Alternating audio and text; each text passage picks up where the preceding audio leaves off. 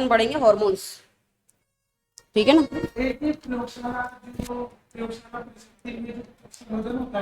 हम्म।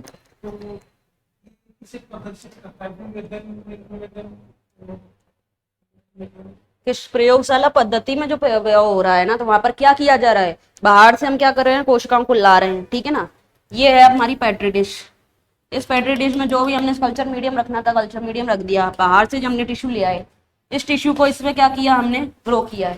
तो इसमें क्या होने लग जाएगा, विभाजन की प्रोसेस होने लग जाएगी इसके अंदर।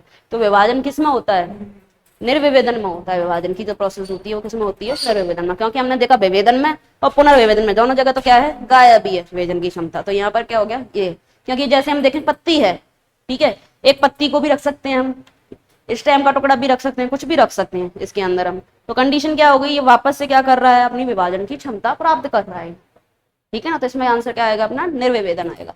कैलस बनता है ना सबसे पहले। हाँ तो पत्ती तो नहीं, कोई भी रख सकते हैं, क्यों नहीं रख सकते। टुकड़ा विभज्य तक होना चाहिए वहां पर, ठीक है ना। कोई भी टुकड़ा रख सकते हैं अपन। पादप को जो भी भाग लाएंगे हम, जो खुद बोलते हैं ना, किसी भी भाग से संपूर्ण पादप बनाने की कंडीशन होती है, टोटीपोटेंसी बोली जाती है उसको, बोलते हैं अपन पूर्ण सत्यता। तो वही तो यूज करते हैं हम बायोटेक में। अभी हम बायोटेक पढ़ेंगे ना, वहां पर आ जाएगी ये सारी चीज। देखो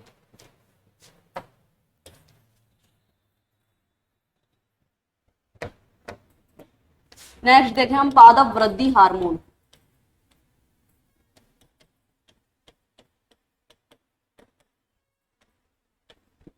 प्लांट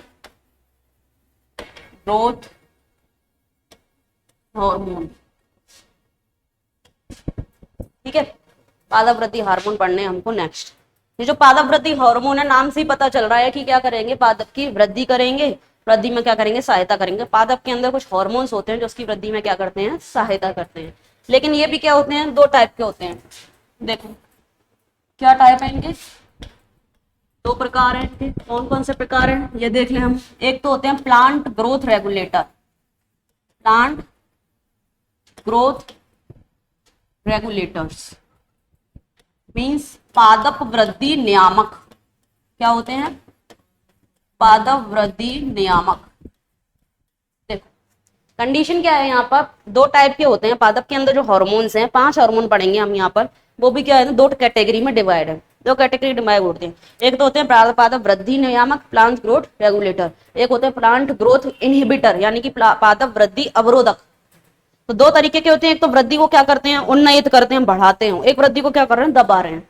दो कंडीशन है। ये तो क्या करेंगे, वृद्धि को, पादप की को बढ़ाएंगे, प्रेरित करेंगे, और वो क्या करेंगे, रोकने का काम करेंगे, अवरोध पैदा करेंगे वो, ठीक है ना। तो ये यहाँ पर क्या करते हैं, वृद्धि को क्या करते हैं, प्रेरित करते हैं, बढ़ाते हैं इनके थ्रू। तो इसमें कौन कौन से एग्जाम्पल आते हैं, इसमें एग्जाम्पल आते हैं हमारे, एक तो आता है हमारा ऑक्सिन, एक आता है साइटोकाइनिन, एक आता है जिब्रेलिन। ये 3 किसमें आते हैं, इसमें आते हैं जो पादप की वृद्धि को प्रेरित करते हैं, उसको बढ़ाने का काम करते हैं, ऑक्सिन, साइटोकाइनिन, जिब्रेलिन, ठीक है।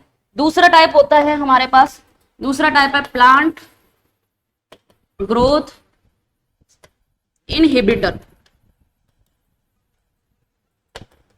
यानी कि पादप वृद्धि अवरोधक। पादप वृद्धि अवरोधक दो कैटेगरी में डिवाइड है पादप के अंदर जो हार्मोन्स हैं। एक तो पादप वृद्धि रेगुलेटर नियामक, और एक पादप वृद्धि अवरोधक। यानी कि ये क्या करेंगे, वृद्धि को, वृद्धि में अवरोध डालेंगे, रोकने का क्या करेंगे, काम करेंगे। इसके एग्जाम्पल क्या है, इसके एग्जाम्पल हैं एब्सिसिक एसिड।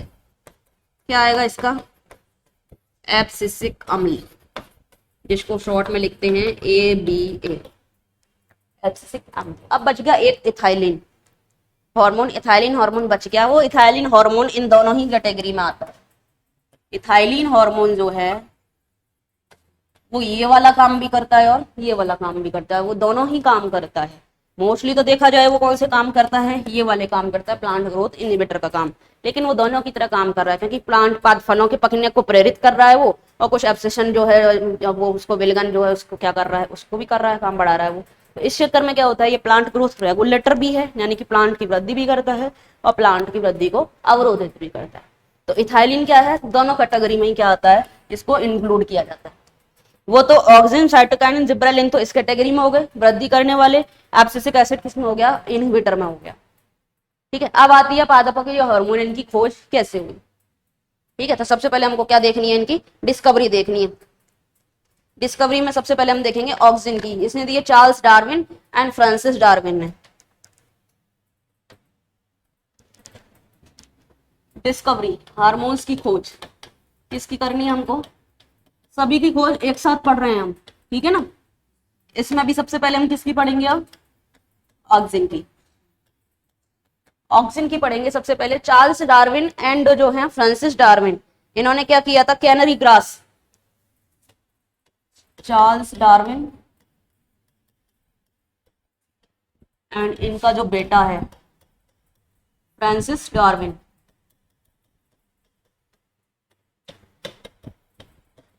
इन दोनों ने मिलकर के क्या देखा था, एक ऑब्जर्वेशन किया, एक्सपेरिमेंट किया था। उन्होंने एक्सपेरिमेंट क्या करके देखा कि कैनरी ग्रास, कौन सी ग्रास ली थी इन्होंने, कैनरी ग्रास। उन्होंने देखा, ऑब्जर्वेशन करके देखा कि इसके टिप पर, घास के टिप पर कुछ ऐसा प्रेजेंट है जो उसकी क्या कर रहा है, कंटिन्यूअसली ग्रोथ भी करता है और उसको क्या कर देता है, लाइट की साइड मोड़ देता है। टिप पर कुछ ऐसा पदार्थ मौजूद है शीर्ष पर, जिसकी वजह से उसकी क्या हो रही है, वृद्धि हो रही है, और वो शीर्ष जो है लाइट की साइड मुड़ता हुआ चला जाता है और वृद्धि करता हुआ चला जाता है। साथ में लाइट की साइड क्या हो जाता है, वो बेंड हो जाता है। ये प्रैक्टिकल करके देखा। दूसरा उन्होंने क्या किया, फिर इसका ये टिप जो है काट दिया, ये टिप जो है काट दिया, तो ये ऐसा का ऐसा ही रहा, ग्रोथ नहीं हुआ। टिप अगर वापस रख दिया इसके ऊपर, इसका ये टिप कटा हुआ टिप वापस इसके ऊपर रख दिया, तो ये वापस क्या हुआ, वापस ग्रोथ कर गया। यानी कि टिप में कुछ ऐसा पदार्थ है शीर्ष में जो इसकी क्या कर रहा है, वृद्धि को प्रेरित कर रहा है। पादप की लंबाई में वृद्धि को क्या कर रहा है, प्रेरित करता है, जिसकी वजह से वो लंबा होता हुआ सूरज की साइड क्या हो जाता है, झुक जाता है। तो बहुत सारे ऑब्जर्वेशंस किए इन्होंने, प्रयोग किए, किसने, चार्ल्स डार्विन ने और फ्रांसिस डार्विन, उनके बेटे थे फ्रांसिस डार्विन ने। लेकिन फिर भी ये नहीं बता पाए कि इसका नाम क्या है, ऑक्सिन है, यानी कि ये कोई हार्मोन है। तो इसकी खोज किसने की थी, फिर खोज की थी F.W. वेंट्रे। इन्होंने ये तो बता दिया कि कोई पदार्थ है जो उपस्थित है, किसने बताया फिर, F.W. वेंट। F.W. वेंट ने जई के कॉलियोप्टाइल में, कॉलियोप्टाइल क्या होता है, याद हो तो, कॉलियोप्टाइल प्रांकोचोट होता है, ठीक है ना। तो उन्होंने कहां से खोज की थी, F.W. वेंट ने जई के कॉलियोप्टाइल से किसकी खोज की, ऑक्सिन की।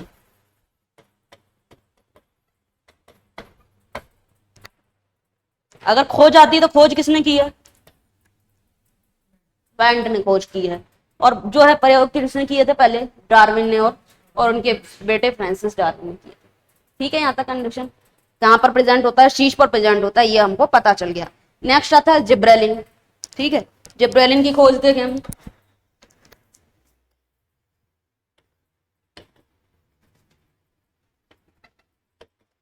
जिब्रेलिन की खोज जो साइंटिस्ट थे, वो साइंटिस्ट थे ई कुरोसावा।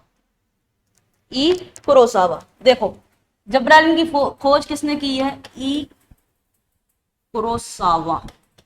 क्या हुआ था, धान के जो पेड़ होते हैं, धान के पेड़ों में क्या होती है, धान के पौधों में एक डिजीज होती है, बेकाने डिजीज बोलते हैं जिसको।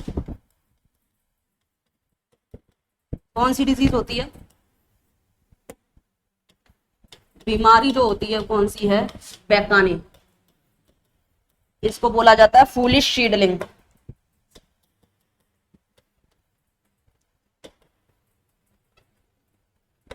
क्यों बोला जाता है फूलिश सीडलिंग,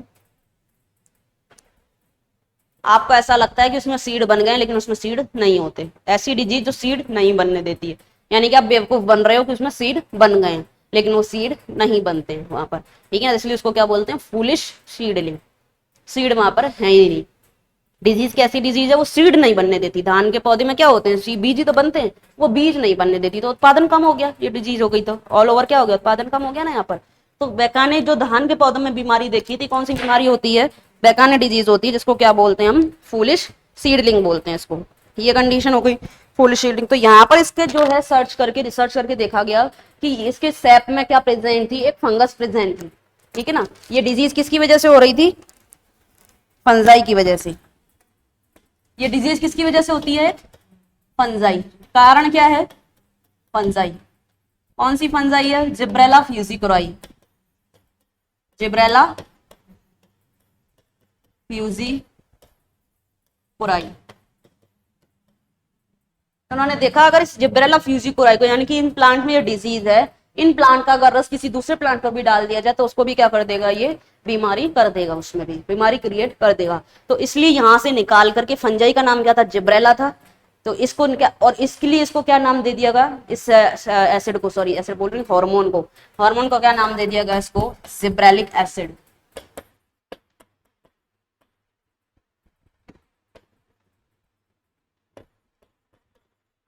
जिब्रेलिक एसिड। ये सारे एसिड ही हैं जो हम पढ़ रहे हैं ना, सारे हार्मोन हैं तो सारे एसिड ही हैं। Abscisic acid, gibberellic acid, cytokinesis, सब सारे के सारे क्या है? एसिड ही हैं उनके अंदर जो प्रेजेंट। ठीक है ना। तो यहाँ से किसकी हो गई खोज? जिब्रेलिक एसिड की। यहाँ पर जिब्रेलिन की या जिब्रेलिक एसिड हम बोले, इसकी खोज क्या हो गई? यहाँ से हो गई। दूसरा, थर्ड आता है हमारा साइटोकाइनिन्स। साइटोकाइनिन की किसने की है? स्कूग ने की है। ठीक है ना। स्कूग और उनके कोवर्कर ने की है। देखो थर्ड किसकी है? साइटोकाइनिन।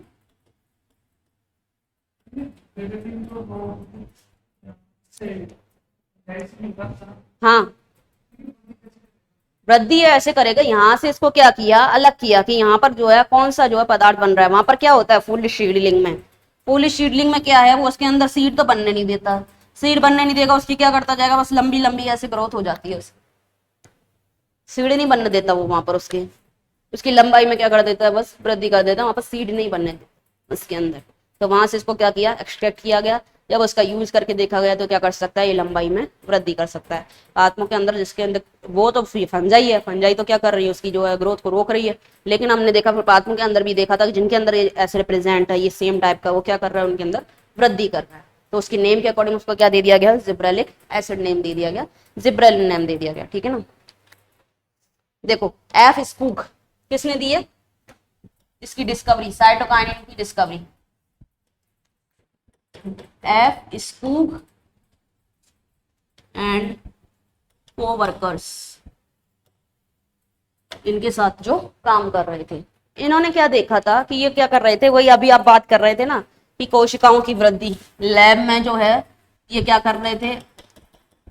एक्सपेरिमेंट कर रहे थे। ठीक है ना।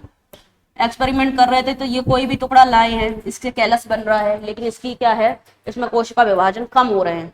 ठीक है ना। लेकिन इन्होंने क्या किया? इस कल्चर मीडियम में जो भी संवर्धन माध्यम है, इस संवर्धन माध्यम में अगर क्या ऐड कर दिया? वाहिका। वाहिका का सत ऐड कर दें, यानी कि वाहिका का जो रस प्रेजेंट है उसको ऐड कर दें, या हम देखें नारियल पानी ऐड कर दें।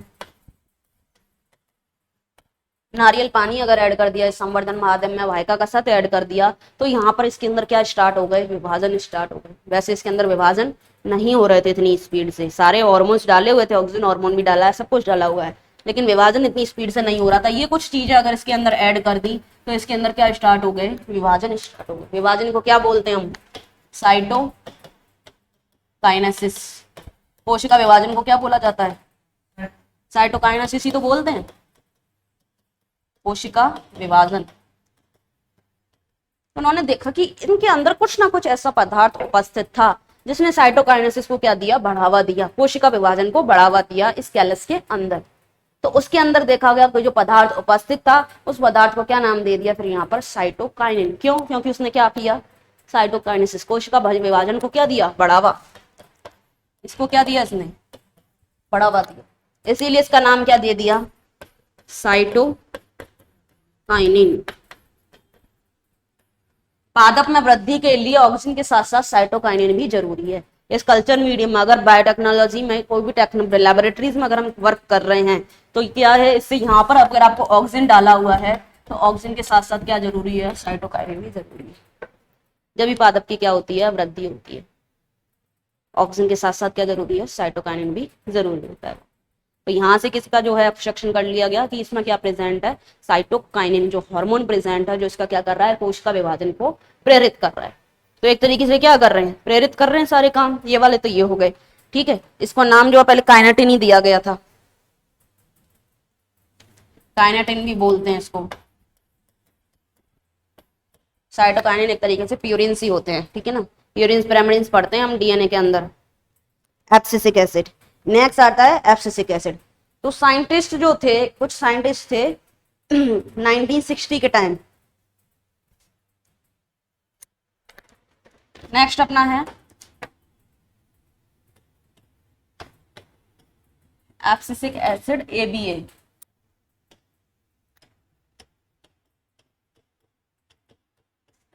अभी हम खोज पढ़ रहे हैं केवल, अभी उनके बारे में कुछ नहीं पढ़ रहे, सिर्फ और सिर्फ खोज पढ़ रहे हैं, ठीक है ना। ऑक्सीजन की किसने की थी, जो प्रयोग किए थे वो चार्ल्स डार्विन और फ्रांसिस डार्विन ने किए। खोज FW वेंट ने कर दी थी। देन जो है कुरोसावा ने क्या कर दी, जिब्रेलिन की कर दी, ठीक है ना। और उसमें जो हम देखें एफ स्कूक ने किसकी कर दी, साइटोकाइनिन की कर दी। अब हम देखें यहाँ पर जो डिस्कवरी ऑफ एब्सिसिक एसिड, बहुत सारे साइंटिस्ट थे जो प्रयोग कर रहे थे, उन्होंने प्रयोग करते हुए देखा 1960 के टाइम। कब, 1960 के टाइम में कुछ साइंटिस्ट प्रयोग करते हुए 3 हार्मोन ऐसे मिले जो क्या करते हैं, पादप भी वृद्धि में अवरोधक होते हैं। कौन कौन से हैं, inhibitor B, abscission second and डोर्मिन। कौन से होते हैं, इनहिबिटर बी निरोधक बी, इंग्लिश में बोलते हैं इसको इनहिबिटर बी। दूसरा है एब्सिसिन सेकंड, और थर्ड है अपना डोर्मिन। ये 3 हार्मोन निकाले इन्होंने।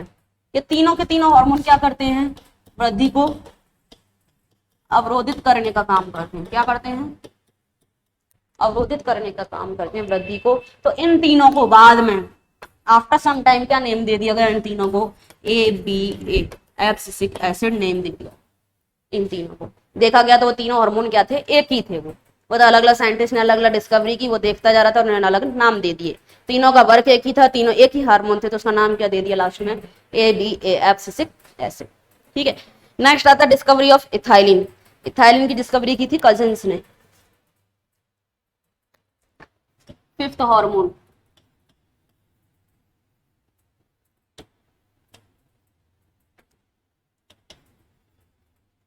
ये एक तरीके से कौन सा हार्मोन है, ये गैसीय हार्मोन है, गैस होती है, ठीक है ना। किसने की है, कजिन्स ने। खोज किसने की है, कजिन्स ने। उन्होंने क्या देखा कि संतरे जो हैं, पके हुए संतरों से, किससे, पके हुए संतरों से निकलने वाली गैस, पके संतरों से निकलने वाली गैस किसको पका सकती है, केलों को।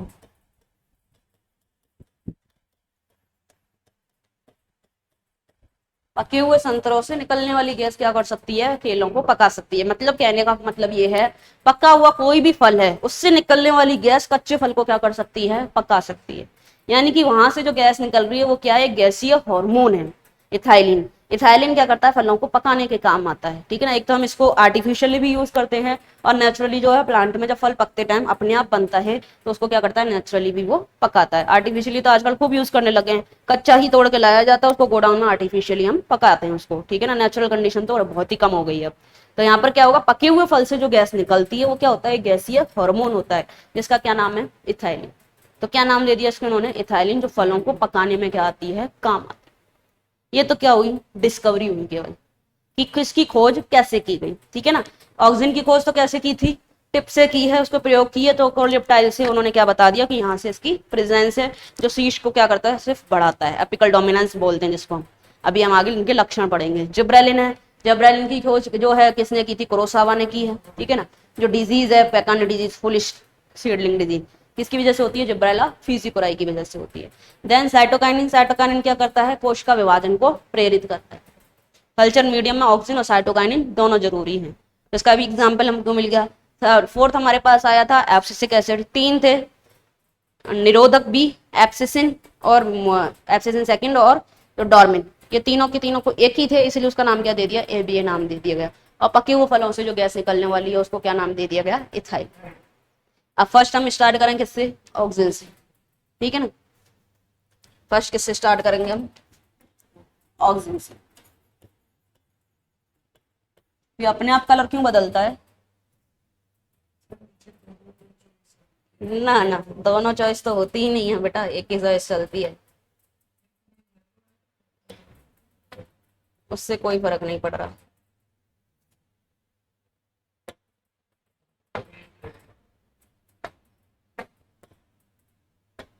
अब ये भी चल रहा है, वो दोनों चॉइस चल रही हैं, अब से कंटिन्यूस। देखो ऑक्सीजन देखते हैं। ऑक्सीजन का मतलब क्या होता है, हिंदी में हमारा वर्ड होता है ऑक्सेन। ग्रीक वर्ड जो है वो क्या है, ऑक्सेन, एक ग्रीक वर्ड है।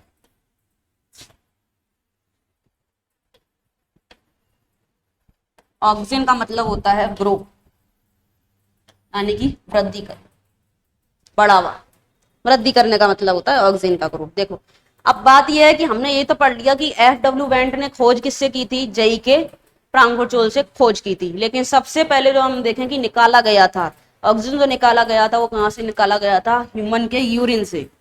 सर्वप्रथम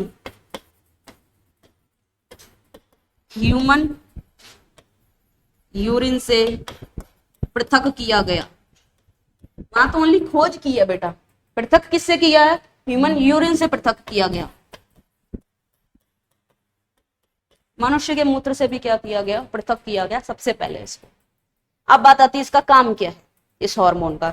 ये हार्मोन क्या करेगा, हमको पता है क्या, पादप वृद्धि नियामक, यानी कि पादप की वृद्धि को क्या करेगा, प्रेरित करेगा। ये क्या करेगा, वृद्धि को प्रेरित करने का काम करेगा। दो तरीके के होते हैं, नेचुरल भी होते हैं और आर्टिफिशियल भी होते हैं, यानी कि प्लांट में प्रेजेंट भी हैं और जो है आर्टिफिशियली भी बनाए हुए हार्मोन है। दो तरीके के हार्मोन है, कौन कौन से, नेचुरल में हम देखें indole acetic acid and indole butyric acid. कौन कौन से हैं, मैंने आपको बताया प्राकृतिक,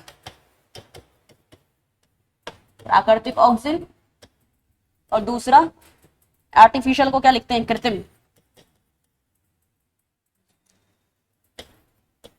कृत्रिम ऑक्सीजन। प्राकृतिक ऑक्सीजन है IAA, इंडोल एसिटिक एसिड, क्या बोलते हैं इसको, इंडोल 3 एसिटिक एसिड। एक है IBA, indole butyric acid, indole butyric acid.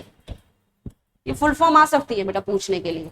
तो प्राकृतिक कौन से हैं, जो प्राकृतिक रूप से एक्सट्रैक्ट किए गए हैं प्लांट से, इंडोल एसिटिक एसिड और इंडोल ब्यूटारिक एसिड। सिंथेटिक जो है आर्टिफिशियली जो बनाए गए हैं वो तो है एक तो NaA, एक 2,4-D, नेफ्थलिन एसिटिक एसिड। कौन कौन से हैं, NaA, नेफ्थलिन एसिटिक अम्ल। इनकी फुल फॉर्म याद रखनी, मैं कल पूछूंगी, ठीक है ना। एक है 2,4-D, dichlorophenoxy acetic acid, 2,4-D dichlorophenoxy acetic acid. ये 2,4-D कैसे बनाया गया, ये कृत्रिम रूप से बनाए हुए, सिंथेटिक बता रही हूँ ये, वो तो प्राकृतिक है, ये कौन से हैं, सिंथेटिक, जो ऑक्सीजन यूज किए जाते हैं, ठीक है ना। ये तो ये हो गए आपके सिंथेटिक हो गए। अब बात आती है कि इनका काम क्या है, फंक्शन। सबसे फर्स्ट जो मेन फंक्शन है वो मेन फंक्शन है एपिकल डोमिनेंस, ये याद रखना है, 5 स्टार लगा दिए मैंने पहले ही। एपिकल डोमिनेंस, शिरो प्रमुखता, शायद हिंदी में कुछ ऐसा ही है ना, शिखाग्र प्रधानता, क्या बात है, शिखाग्र प्रधानता, यानी कि ये क्या प्रेजेंट होता है, शीर्ष पर प्रेजेंट होता है, ये तो हम देख ही चुके हैं। कहां पर प्रेजेंट है, शीर्ष पर प्रेजेंट होता है, तो ये क्या करता है, वहां पर अपना अधिकार रखता है। तो केवल क्या होती है, लंबाई की वृद्धि होती है, साइड में जो लेटरल वृद्धि है, जो ब्रांचेस निकलना है, वो वृद्धि नहीं होने देती। आप घर में भी कभी ध्यान देना, कई बार क्या होता है, सीधे सीधा प्लांट बढ़ता हुआ जा रहा है, बढ़ता हुआ जा रहा है, साइड से ब्रांचेस नहीं लगती, क्योंकि उसने अपना अधिकार जमाया हुआ है, शीर्ष पर प्रेजेंट है। मतलब क्या है, ये शीर्ष पर प्रेजेंट है ना, तो क्या होगी, सिर्फ और सिर्फ ऐसे वृद्धि होगी, ऐसे और ऐसे वृद्धि नहीं होने देता, अपनी प्रधानता दर्शाता है। एपिकल डोमिनेंस अपनी डोमिनेंस ही शो करता है। प्लांट की जो लेटरल ग्रोथ है, जो ब्रांचेस निकलना है, वो ब्रांचेस नहीं निकलती, सिर्फ और सिर्फ लंबा ही लंबा। मनी प्लांट को देखना, कई बार मनी प्लांट बिल्कुल सीधी सीधी लंबी लंबी एक ही डाली उसकी बढ़ती हुई चली जाती है, चली जाती नहीं चली जाती है। कोई भी प्लांट है, कई बार सीधा सीधा सीधा सीधा ही बढ़ेगा। तो उसको तोड़ने का भी तरीका है, टिप काट दो, टिप काट दो तो उसका इफेक्ट खत्म हो गया, इफेक्ट खत्म हो गया तो उस साइड से भी ग्रोथ चालू हो जाएगी उसकी, ठीक है ना। तो सबसे पहले एपिकल डोमिनेंस का मतलब क्या है, ये कहां पर प्रेजेंट होता है, शीश पर उपस्थित है। शीश पर उपस्थित है तो किसकी वृद्धि होगी, केवल लंबाई में वृद्धि होगी, लंबाई में तो वृद्धि होगी लेकिन किसमें नहीं होगी, पार्श्वीय वृद्धि नहीं होगी। समझ में आई यहां तक कंडीशन, पार्श्वीय वृद्धि नहीं होगी। इसको तो क्या बोला जाता है, एपिकल डोमिनेंस। ये कौन शो करता है, ऑक्सिन शो करता है। अब इसको तोड़ने का भी तरीका है, ठीक है ना।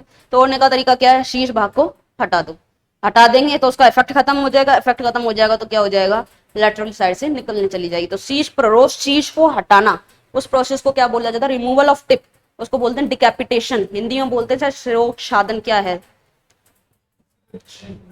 हा? अरे भगवान, देखो एक वर्ड होता है डिकैपिटेशन, क्या है दोबारा बोलो हिंदी में वर्ड,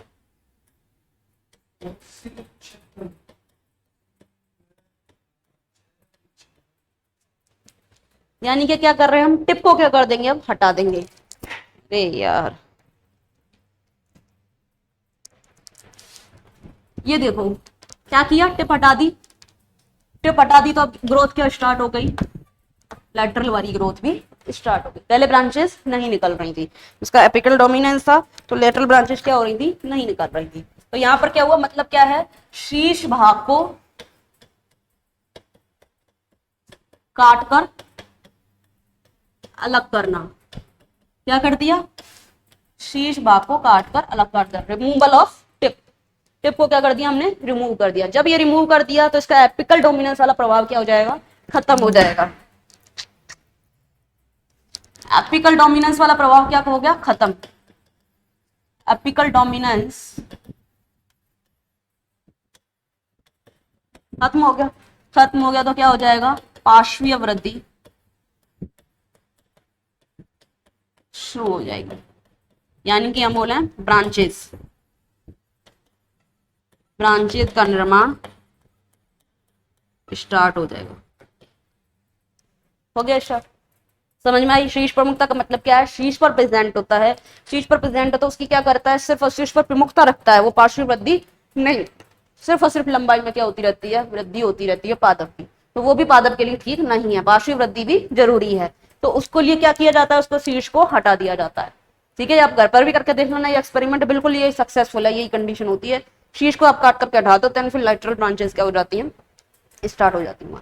तो हमने क्या किया, हटाया उसको, तो क्या बोला जाता है, शिरोच्छेदन, यानी कि डिकैपिटेशन, रिमूव कर दिया आपने टिप, ठीक है। एक तो ये हो गया इसका एपिकल डोमिनेंस। दूसरा कार्य, दूसरा क्या करता है, पुष्पों में, अनानास के पुष्प में, अनानास में किसको प्रेरित करता है, ये पुष्पन को प्रेरित करता है। अनानास में क्या करता है, ये पुष्पन को प्रेरित करता है, अनानास के पौधे में। रूट, रूट को भी क्या करता है, ये इनिशिएट करता है, रूटिंग,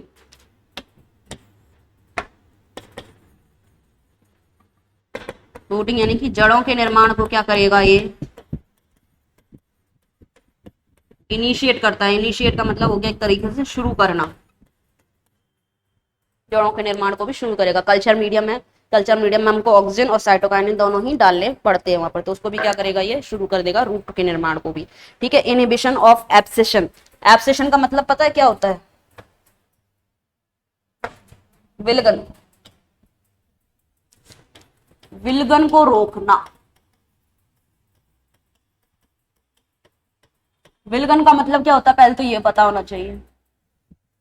विलगन का मतलब होता है टाइम से पहले डेथ होना, किसी भी ऑर्गन की टाइम से पहले ही डेथ हो रही है, किसी पत्ती की, किसी ब्रांच की, यानी कि उसका वर्ग पूरा नहीं हुआ है, उस टाइम से पहले ही अगर डेथ हो रही है तो उसको हम क्या बोलते हैं, विलगन बोलते हैं, ठीक है ना। तो नेचुरल ऑक्सीजन जो है वो क्या करते हैं, टाइम से पहले ही डेथ होना को रोकते हैं, जिससे क्या होगा, जो यंग फ्रूट्स हैं, लीव्स हैं, वो नहीं गिरेंगे, प्लांट पर क्या होंगे, लगे ही रहेंगे यंग फ्रूट्स और लीव्स जो है, ठीक है ना। इसको क्या बोलते हैं, विलगन, समय से पहले, इसको आप ऐसे लिखते हो सकते हो, समय से पहले ही पत्तियों या फलों का गिरना।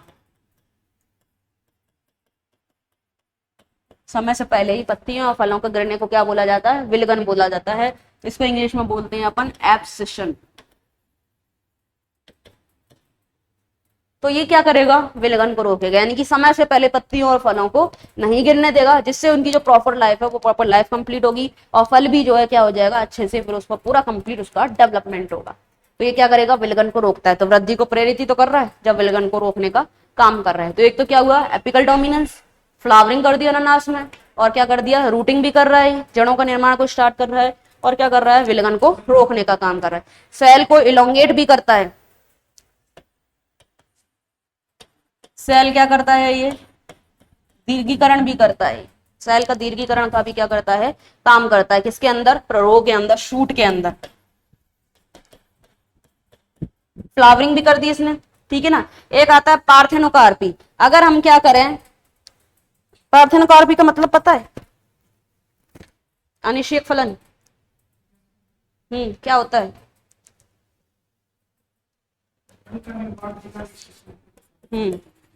किससे होता है?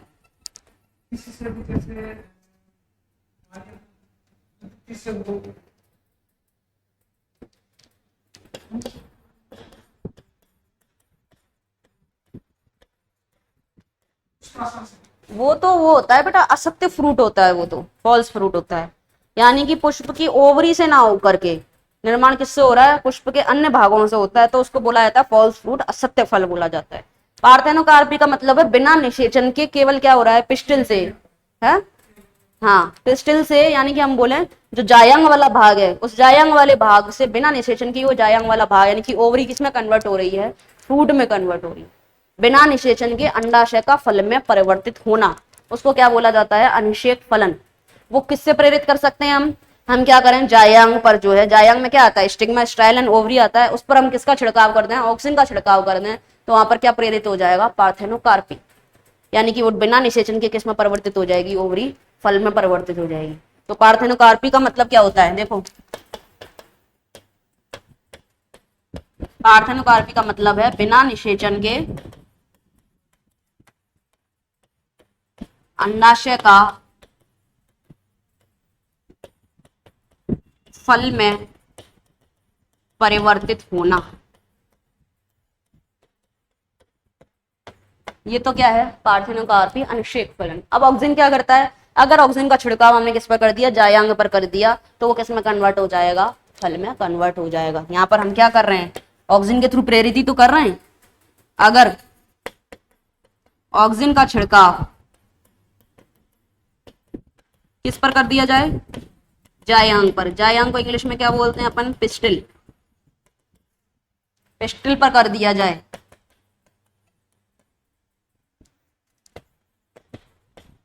तो अनिषेक फलन प्रेरित हो जाएगा।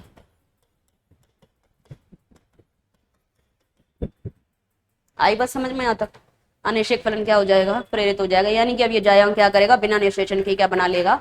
फल बना लेगा। हुआ क्लियर? नेक्स्ट आता है मेटाबॉलिज्म। जो मेटाबॉलिज्म जो कंडीशन है, यानी कि न्यूट्रिएंट्स हैं, उन न्यूट्रिएंट्स को यूज करना, वो सारे काम जो हैं, वो भी इसमें भी कौन हेल्प करता है? ऑक्सिन। मेटाबॉलिज्म को क्या बोलते हैं हम? उपापचय। हिंदी में क्या बोलते हैं?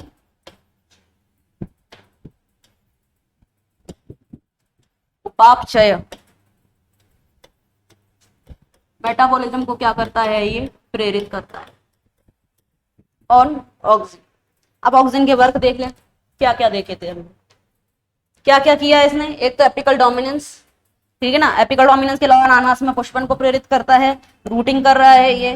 और दूसरा क्या कर रहा है ये? यहाँ पर विलगन को रोकने का काम कर रहा है, सेल में दीर्घीकरण कर रहा है, पार्थेनोकार्पी को प्रेरित करता है, और उपापचय को भी क्या कर रहा है? प्रेरित करने का काम कर रहा है। ये तो किसके वर्क हो गए? हमारे ऑक्सिन के वर्क हो गए। लेकिन कुछ जो है एप्लीकेशंस भी आते हैं। एप्लीकेशन यानी कि जहां पर इसका प्रयोग किया जाता है। अब जैसे 2,4-D है, उसको किस में यूज किया जाता है? खरपतवार नाशी के रूप में। ये तो इसके कार्य हो गए कि ये क्या क्या करता है। अब हम देखेंगे हम इसका प्रयोग कहाँ कहाँ करते हैं। ठीक है ना। तो प्रयोग कहां कर रहे हैं हम इसका, ऑक्सीजन के प्रयोग 2,4-D को किसमें यूज किया जाता है, खरपतवार नाशी वीडिसाइड्स के रूप में यूज किया जाता है। वो भी कौन से, डाइकोट, डाइकोट खरपतवार नाशी के रूप में क्या किया जाता है, इसको यूज किया जाता है। ठीक है। ऑक्सीजन कैसे यूज आता है, हर्बिसाइड्स की फॉर्म में भी यूज आता है, यानी कि शाकनाशी के रूप में भी यूज आता है। कैसे यूज किया जाता है ऑक्सीजन को, शाकनाशी।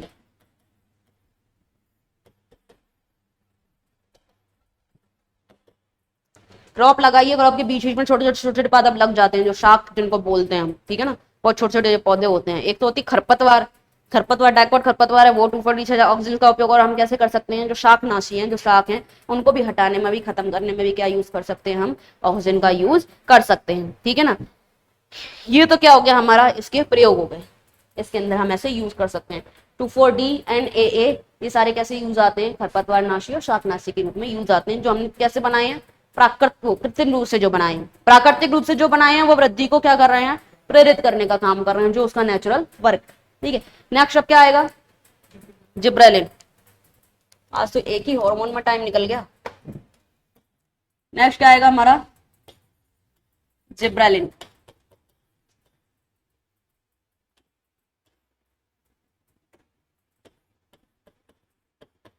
इसको क्या बोलते हैं, मैंने आपको बताया था, जिब्रेलिक एसिड भी बोलते हैं। इस जिब्रेलिन के बहुत सारे स्ट्रेन जो हैं डेवलप किए गए हैं, निकाले गए हैं, एक्सट्रैक्ट किए गए हैं, यानी कि कहां से लेकर के GA1, GA2, GA3, GA4 and so on. कहां तक चलेंगे, GA100 तक, लगभग 100 तक इसके स्ट्रेन बना लिए गए। जो मेन सबसे अच्छा जो है वो बनाया गया वो क्या है, GA3। मेन जिब्रेलिक एसिड जो है जो यूज किया जाता है वो क्या है, GA3। GA का मतलब क्या है यहाँ पर, GA का मतलब क्या है, जिब्रेलिक एसिड। इसके डिफरेंट टाइप हैं, जैसे हमने वहां देखा नेचुरल ऑक्सीजन और जो है सिंथेटिक ऑक्सीजन, ऐसे इसके भी डिफरेंट टाइप हैं। तो इनको क्या किया गया, नंबरिंग दे दी गई, 1 से लेकर के 100 तक नंबरिंग दे दी गई इनको। इसमें भी सबसे बेस्ट कौन सा है, GA3 है, जो क्या है, ये सबसे बेस्ट है, जो जिब्रेलिक एसिड है। जिब्रेलिक एसिड का मेन काम जो होता है वो क्या होता है, तने को इलोंगेट करने का काम, मेन काम होता है इसका दीर्घीकरण करना। क्या है मेन काम, वो हमको याद रखना है। देखो 5 स्टार लगा रही हूँ किसी चीज पर तो समझ जाओ फिर क्या करना है, मेन काम इसका दीर्घीकरण करना। जैसे कि सेब के फलों को भी क्या कर सकता है, ये दीर्घीकृत कर सकता है। सेब के फलों का भी क्या कर सकता है, साइज बढ़ा सकता है, जिससे इसकी मार्केट वैल्यू क्या आएगी, फिर अच्छी आएगी। जितना बड़ा साइज होगा उतनी मार्केट वैल्यू होगी इसकी, तो मार्केट वैल्यू बढ़ गई कि नहीं बढ़ गई। मेन पॉइंट क्या है, जिब्रेलिक एसिड में दीर्घीकरण करने का काम है। अब जगह जगह जगह जगह हम उसको कैसे यूज कर रहे हैं वो हम देखते हैं। तो एक तो क्या करेगा, सेब के फलों का साइज बढ़ाएगा। दूसरा, गन्ना, गन्ने से क्या बनता है, शुगर बनती है।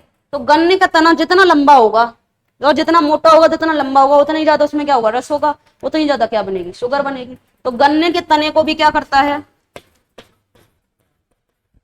दीर्घीकृत करता है, जिससे क्या हो जाता है, शुगर की मात्रा क्या हो जाती है, बढ़ जाती है। शुगर मात्रा भी क्या हो जाती है, बढ़ जाती है। बढ़ेगी कि नहीं बढ़ेगी। कोई भी पादप है, अब एक होते हैं रोजेट प्लांट बोलते हैं जिनको, जो गुच्छे के रूप में लगते हैं, ठीक है ना। जैसे कि हम देखें स्ट्रॉबेरी है, स्ट्रॉबेरी जो होता है, स्ट्रॉबेरी के अंदर भी क्या करता है, ये जो ड्वार्फ प्लांट्स हैं, हम बोले ड्वार्फ प्लांट्स के अंदर स्ट्रॉबेरी ले लें, एप्पल ले लें, इनके अंदर क्या करेगा, ये इनका जो है इलोंगेशन कर देगा, दीर्घीकरण। कैसे होते हैं ये, बिल्कुल ऐसे होते हैं, गुच्छे में ऐसे लगे हुए होते हैं। तो इनके दीर्घीकरण में भी क्या काम आता है, जिब्रेलिक एसिड काम आता है दीर्घीकरण। गन्ने के तने को भी दीर्घीकरण क्या कर दिया, किसी का भी तना बढ़ाना है आप जिब्रेलिक एसिड इस्तेमाल कर दो, उसका तना दीर्घीकृत हो जाएगा। फल जिसका छोटा है, जैसे एप्पल का फल हम देखा छोटा फल है, तो उसको भी साइज बढ़ाने के लिए हमने क्या कर दिया, जिब्रेलिक एसिड यूज कर दिया वहां पर, ठीक है ना। छिड़कना पड़ता है या जड़ों में दे दो, कैसे भी दे दो, या डायरेक्ट इंजेक्शन से दे दो, खूब सारे तरीके होते हैं, आपको पता है। शाम को लौकी इतनी सी है और मॉर्निंग में लौकी क्या हो गई, इतनी बड़ी हो गई, करते हैं यूज। समझ में आ गई ना बात, तो वो तरीका होता है। एक होता है बोल्टिंग। बोल्टिंग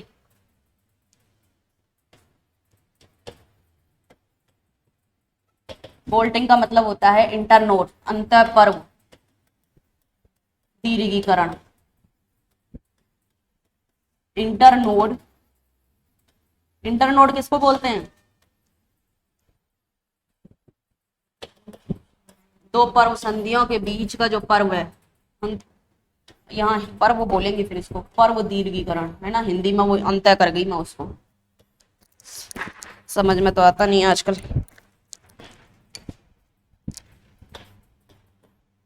ये क्या है हमारा इंटरनोड, और ये हमारा क्या है नोड। तो बोल्टिंग का मतलब होता है इंटरनोड दीर्घीकरण, यानी कि जो पर्व हैं उन पर्वों के दीर्घीकरण में भी क्या काम आता है हमारा, ये जो है जिब्रेलिक एसिड काम में आता है इसके अंदर, ठीक है ना। और क्या करता है, डोरमेंसी को ब्रेक करता है, यानी कि जो डोरमेंसी को हिंदी में क्या बोलते हैं अपन,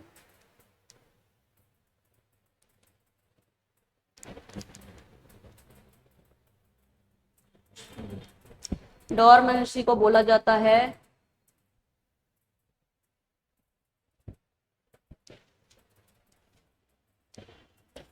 प्रसुप्तता। क्या बोलते हैं, प्रसुप्तता बोला जाता है डोरमेंसी को। तो ये डोरमेंसी को क्या करता है, ब्रेक करने का काम, यानी कि तोड़ने का काम करता है।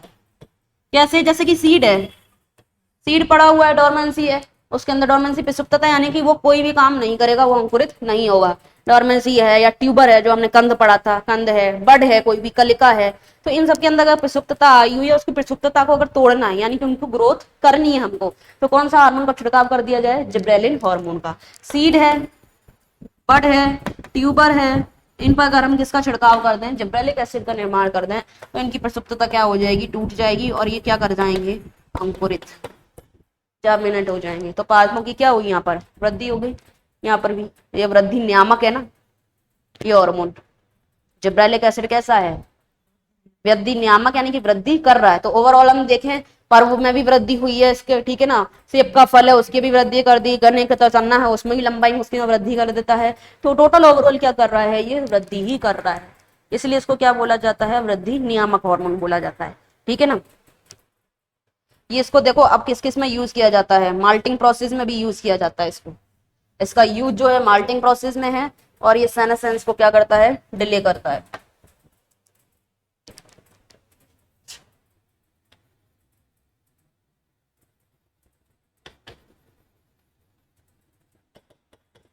माल्टिंग किसको बोलते हैं, हाँ, माल्टिंग में भी क्या किया जाता है, इसका यूज किया जाता है जिब्रेलिक एसिड का, यानी कि माल्टिंग को ये क्या करेगा, बढ़ा देगा, जल्दी से क्या करेगा, उस प्रोसेस को स्पीड में ला देगा। एक होता है सेनेसेंस,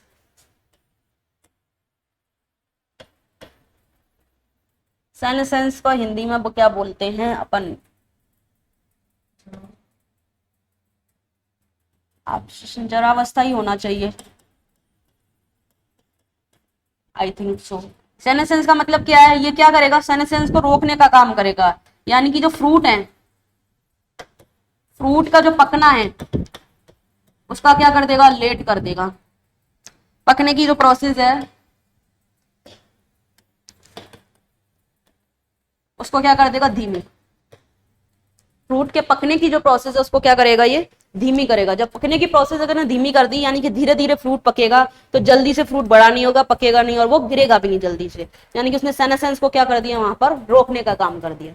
सेनेसेंस को रोकने का काम करता है, जरावस्था को रोकने का काम करेगा, यानी कि फ्रूट क्या हो गया, पकने से। जैसे कि सिट्रस फ्रूट है, सिट्रस फ्रूट क्या होते हैं, जल्दी पकते हैं, तो वहां पर इसका छिड़काव कर दिया जाए, तो सिट्रस फ्रूट क्या होगा, पकने से, जल्दी पकने से बच जाएगा, धीरे धीरे पकेगा वो, तो प्रॉपर उसका साइज भी गेन हो जाएगा। वैसे ऑक्सीजन तो पकने को बढ़ा रहा है, ठीक है ना, वहां पर किसमें हो रहा है, वो फ्लावरिंग में हो रहा है, ऑक्सीजन नहीं बढ़ाता है, इथाइलिन होता है। इथाइलिन पढ़ा था हमने, फलों को पकाने में कौन हेल्प करता है, इथाइलिन हेल्प करता है। ऑक्सिन के क्या क्या देखा था, एपिकल डोमिनेंस भी देखा है हमने, फ्लावरिंग भी देखी है, वो चीज है। यहाँ पर ये क्या हो रहा है, सेनेसेंस को रोकने का काम कर रहा है, यानी कि रोक नहीं रहा, बात ये है कि जो है प्रोसेस को धीमी कर रहा है, जिसके प्रॉपर साइज क्या हो जाए, गेन हो जाए उसका। जल्दी पकेगा वो तो जल्दी गिरेगा, तो प्रॉपर साइज भी नहीं हो पाएगा, और क्या होगा, धीरे धीरे प्रोसेस होगी तो प्रॉपर साइज भी गेन कर लेगा वो, और क्या होगी, उसकी मार्केट वैल्यू भी अच्छी आएगी उस चीज की। ठीक है ना। तो सिट्रस फ्रूट्स होते हैं, एप्पल्स हैं, उनमें भी क्या करता है, यही करता है, जिससे कि लंबे समय तक तो वो सेफ रहते हैं, ये जल्दी पकेगा तो जल्दी खराब होगा, लंबे समय तक सेफ रहेगा और प्रॉपर जो साइज मिलेगा और प्रॉपर ही मार्केट वैल्यू उसकी इनको मिल जाएगी। ये किसके अंदर हुआ है, जिब्रेलिन के अंदर। मेन काम क्या है, दीर्घीकरण, तने का दीर्घीकरण है, किसी का भी दीर्घीकरण, मेन काम इसके अंदर आता है। ठीक है ना। नेक्स्ट आता है, एक और पढ़ लेते हैं, साइटोकाइनिन। साइटोकाइनिन का देखें हम, साइटोकाइनिन का मतलब क्या होता है,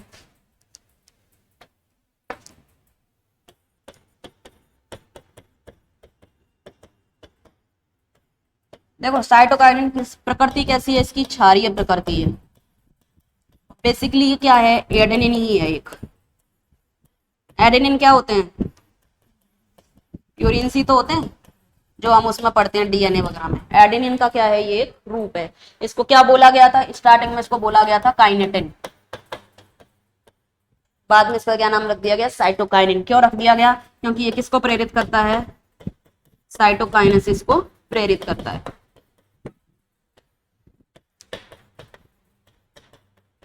साइटोकाइनेसिस को क्या करता है, प्रेरित करने का काम करता है। इसका जो है, जो एक्सट्रैक्ट किया गया, फर्स्टली जो बनाया गया था, एक्सट्रैक्ट किया गया, किससे एक्सट्रैक्ट किया गया था, कैनल्स और कोकोनट मिल्क से। किसने किया था ये, लिथोमेटल।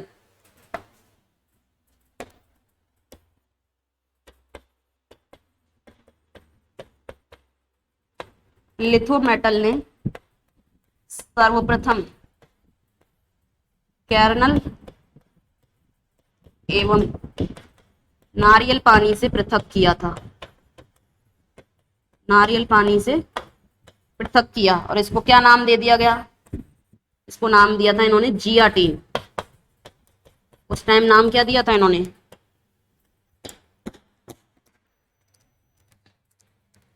जियाटीन। खोज किसने की, एफ स्पूग ने खोज की।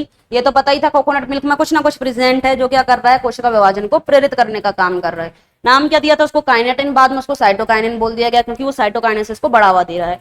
लेकिन सर्वप्रथम जो पृथक करने का काम है, एक्सट्रैक्ट जो करना, निकालना उसमें से, वो किसने निकाला था, लिथोमेटल ने कैरनल एवं नारियल पानी से अलग किया, जिसको नाम क्या दिया इन्होंने, जियाटीन। लेकिन इसको लास्ट में, सबसे लास्ट में क्या नाम बोला गया, साइटोकाइनिन ही नेम इसका लिया गया, जियाटीन बोला गया। जियाटीन भी इसका व्युत्पन्न है।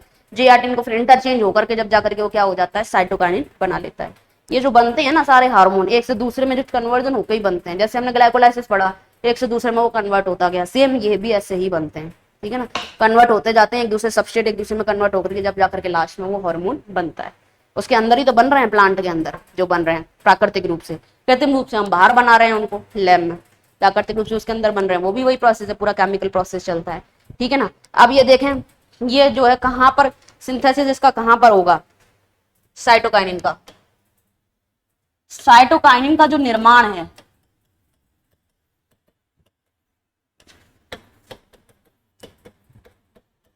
कहां पर होता है, विकसित होते हुए भागों पर।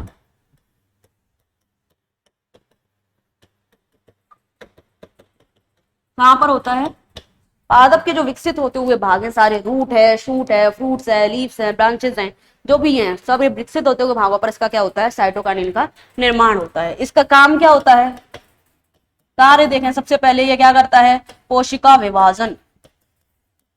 कोशिका विभाजन को क्या करता है, ये प्रेरित करता है। पादप की वृद्धि के लिए ऑक्सिन और साइटोकाइनिन दोनों जरूरी हैं। अकेले ऑक्सिन से भी वृद्धि नहीं होगी, अकेले साइटोकाइनिन से भी वृद्धि नहीं होगी। ठीक है ना। पादप में अगर वृद्धि करनी है, जो हम कहते हैं लेबोरेटरी प्रोडक्ट जो बना रहे हैं या नेचुरली भी जो हो रहा है, वहां पर ऑक्सिन और साइटोकाइनिन दोनों जरूरी है। ठीक है ना, शूटिंग और रूटिंग दोनों जो काम होंगे वहां पर। नेक्स्ट आता है, ये क्या करता है, एपिकल डोमिनेंस को क्या करेगा, रोकेगा। ऑक्सिन के अगेंस्ट काम कर रहा है ये। ठीक है ना, एपिकल डोमिनेंस को क्या करता है, रोकता है। तो क्या करेगा, पार्श्वीय वृद्धि को बढ़ाएगा। क्या करेगा, फिर बढ़ाएगा। एपिकल डोमिनेंस को बढ़ावा कौन दे रहा था, ऑक्सिन दे रहा था। ठीक है ना, वो पार्श्वीय वृद्धि को रोक रहा था। ये क्या करेगा, पार्श्व वृद्धि को बढ़ाएगा और अपिकल डोमिनेंस को रोकेगा, जिससे कि साइड से क्या हो, वृद्धि होने लग जाए, ब्रांचेस की भी वृद्धि स्टार्ट होने लग जाए। उसके बाद आता है ये क्या करता है, साइनोसाइंस को साथ में देंगे तो दोनों काम एक साथ होंगे। फिर शीश भी बढ़ रहा है, ये रोकेगा वो बढ़ाएगा, तो वो क्या हो जाता है, फिर मेंटेन हो जाता है, वहां पर दोनों का मेंटेन हो जाता है। दोनों क्या करेंगे, अपना अपना वर्क करेंगे। ये क्या करेगा, जैसे कि ऑक्सिन है और साइटोकाइनिन है, ये तो क्या कर रहा है, लंबाई में वृद्धि करने का काम कर रहा है, तो ये इसको क्या करेगा, सप्रेस करेगा कि केवल लंबाई लंबाई में वृद्धि ना हो, ठीक है ना। तो ये क्या करेगा, साइड की बढ़ाने का काम करेगा, ये दोनों, ये इसको क्या करेगा, ये इस काम को रोकने का काम करेगा। काम को रोकेगा तो इसका मतलब क्या है कि केवल लंबाई में वृद्धि, वो सॉरी लेटरल ग्रोथ ना हो। दोनों एक दूसरे को क्या कर रहा है, मैनेज करने का काम करेंगे, या तो केवल लंबाई में वृद्धि ना हो और केवल पार्श्व वृद्धि भी ना हो, दोनों तरीके से इक्वल अमाउंट में वृद्धि हो, लंबाई भी बढ़े उसकी और पार्श्व वृद्धि भी हो। जब भी तो हम देखते हैं कि कैसे होता है, लंबाई भी बढ़ती है पादप की और साथ के साथ क्या होती जाती है, लेटरल ग्रोथ भी होती जाती है। वरना कोई एक वर्क करेगा, ये वर्क करेगा तो केवल लंबाई लंबाई बढ़ेगी, और ये वर्क करेगा तो केवल पार्श्व वृद्धि होगी, पादप ऐसे ऐसे फैलेगा, वो लंबाई नहीं गेन करेगा। तो दोनों एक दूसरे को क्या करते हैं, मैनेज करके चलते हैं साथ, ठीक है। और क्या करता है, ये सेनेसेंस को भी क्या करता है, रोकने का काम करता है, यानी कि जो एजिंग है, सेनेसेंस को जरावस्था ही बोलते हैं।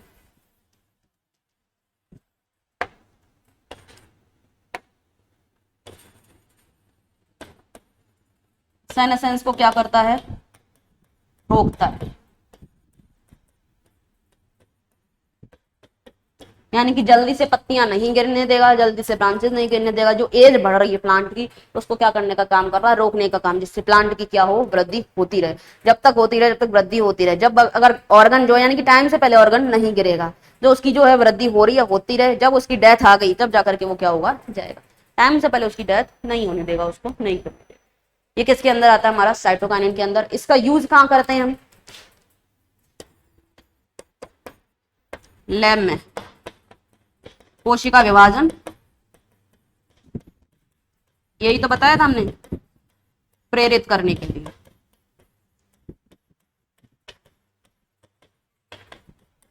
कोशिका विभाजन प्रेरित करने के लिए लैब में यूज किया जाता है। जो संवर्धन माध्यम है उसमें ऑक्सिन और साइटोकाइनिन दोनों डाले जाते हैं। अगर ऑक्सिन होगा तो भी नहीं होगी ग्रोथ, अगर साइटोकाइनिन होगा तो भी नहीं होगी, दोनों ही इक्वल अमाउंट में क्या है वहां पर जरूरी होते हैं, ठीक है। अब बच गया हमारा एक तो क्या, एब्सिसिक एसिड, इथाइलिन और दीप्तिकालिकता और बसंतीकरण, यही तो बच गया इसके अंदर।